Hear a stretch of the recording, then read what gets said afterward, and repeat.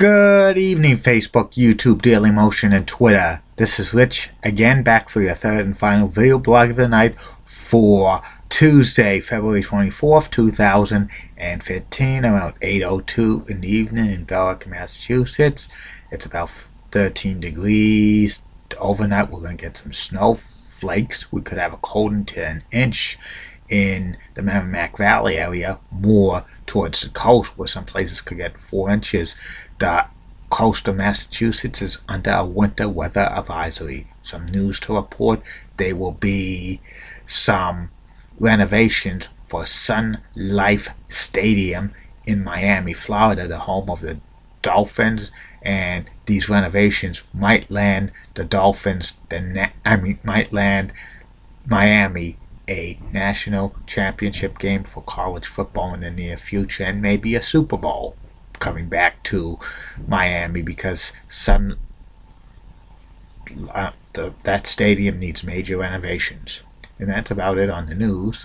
My third and final video blog subject of the night is about my personality profile tonight, and tonight's personality profile is former WWE manager, the Doctor of Style, the Slickster. Slick was one of the most famous managers in the WWE back in the late 80s and early 90s. He acted like a pimp and stuff, and he managed many wrestlers, but he never won championship gold for his stable in the WWE. Slick's real name is Kenneth Johnson, and he started managing around the mid-1980s in a regional territory called Texas All-Star Wrestling.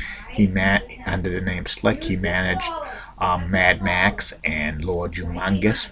It wasn't this Lord Humongous who was Sid Vicious in Memphis. It was another Lord Humongous, and Slick managed them for about a couple of months. Then he went to the Kansas City territory to manage a lot of wrestlers, including Bobby Jaggers, Diamond Timmy Flowers, Art Cruz, and Butch Reed, and his stable feuded with Rufus R. Jones, the biggest face in the Kansas City territory and stuff, and that's how he developed the Dr. Style Slick gimmick in Kansas City.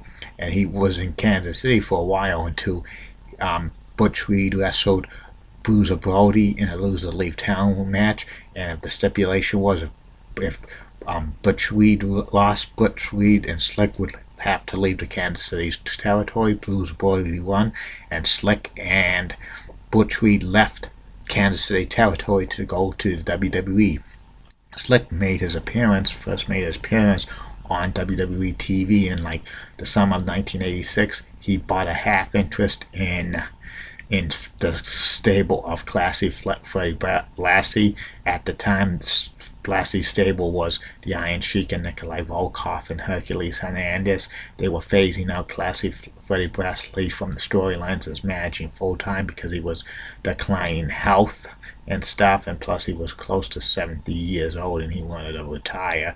So Slick at first co-managed Blassie's stable, but eventually, a couple of months later, Slick took charge of Blassie's clients, Nikolai Volkov, the Iron Sheik, and Hercules Hernandez, and also Butch Reed came to the WWE, but under a different gimmick.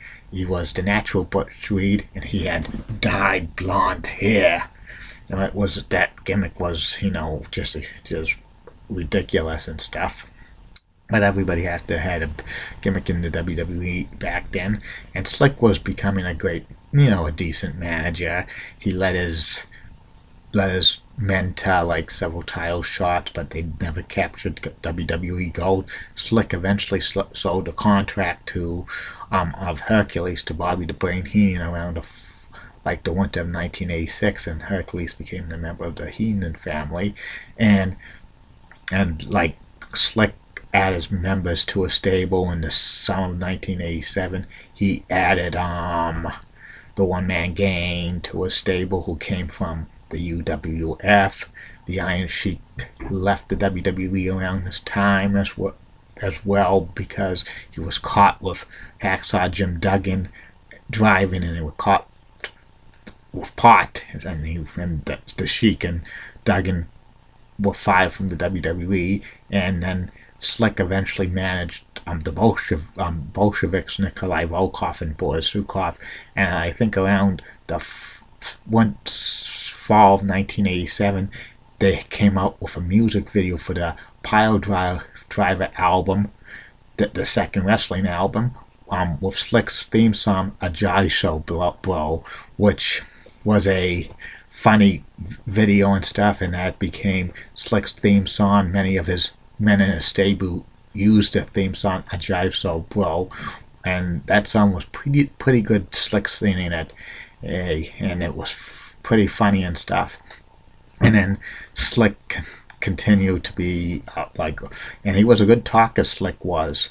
And in spring of 1988, Butch Reed left the WWE, the actual Butch Reed, but Slick got a new man to manage. It was Big Bubba Rogers, who became the Big Boss Man, a correctional officer from Cobb County, Georgia. Slick managed him for about a year and a half, and then in the late summer, early fall of 1988, the one-man game got a gimmick overhaul, and they had like a vignette, and Slick says he had Mean Gene Okerlund, and they had like they say this person's from deepest, darkest Africa, and the one-man game was transformed to Akeem, who was a guy from deepest, darkest Africa.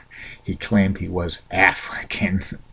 This was like kind of a little bit of a racist gimmick and stuff, kind of like, and it was, not very corny and stuff, and I couldn't believe like the one-man game becoming Akeem. It was just probably a gimmick for the WWE, probably maybe a little bit of a rib on Dusty Rhodes and stuff.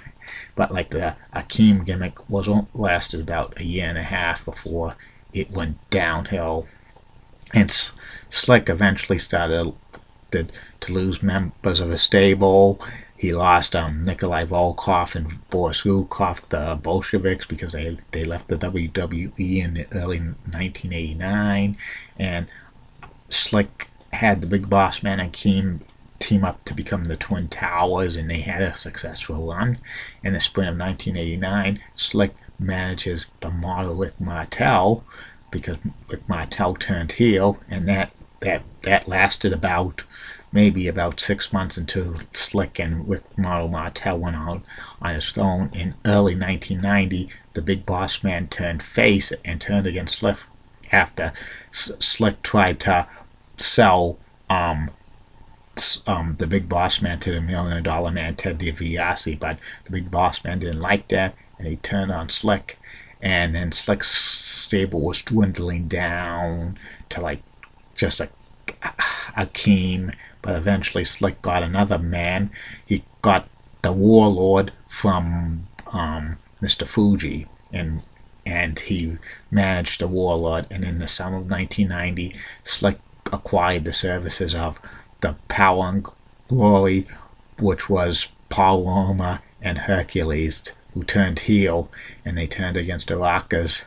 And then Slick's run with the WWE was like running out of time, because Power and Glory had a decent push. They were slated to be WWE Tag Team Champions in the fall of 1990. It was the Hart Foundation dropped it to the Rockers, and the Rockers were supposed to drop it to Power and Glory, but the Rockers' title reign was not to be. That's another story that I previously told. You go back to the Rockers video blog I did. It's on YouTube. I'll tell you that's covered in there.